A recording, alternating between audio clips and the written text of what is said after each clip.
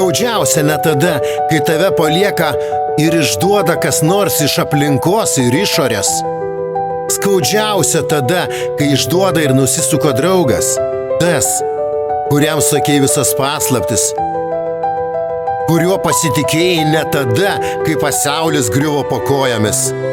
Tas, kuris žinojo tavo silpniausias vietas ir būtent ten pataikė, kai nusprendė išduoti. Draugystė turėtų būti šviesa, uostas, į kurį grįžti, kai esi pavargęs, kai tave žeidžia pasaulis. Bet kai tas uostas pavirsta audra, kai ranka, kuri laikė tave pati stumia nuo kranto, pasidaro tamsu.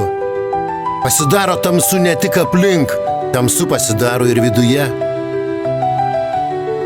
Aš galvojau, kad mes esam tikri draugai, kad mūsų ryšys nebus pažeistas apkalbų, pavydo, netikrumo. Bet matyt, aš buvau vienintelis, kuris tikėjo tuo.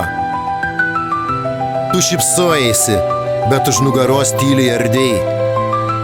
Tu juokėjaisi kartu, bet kitame kambaryje jau buvai svetimas. Kodėl?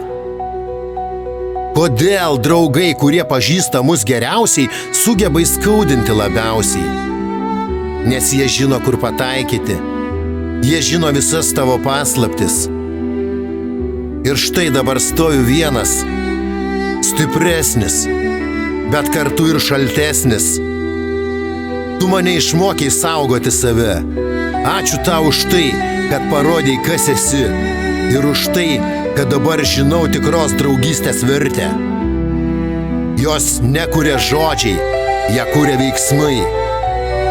Tyla ir buvimas šalia net tada, kai nori pabėgti.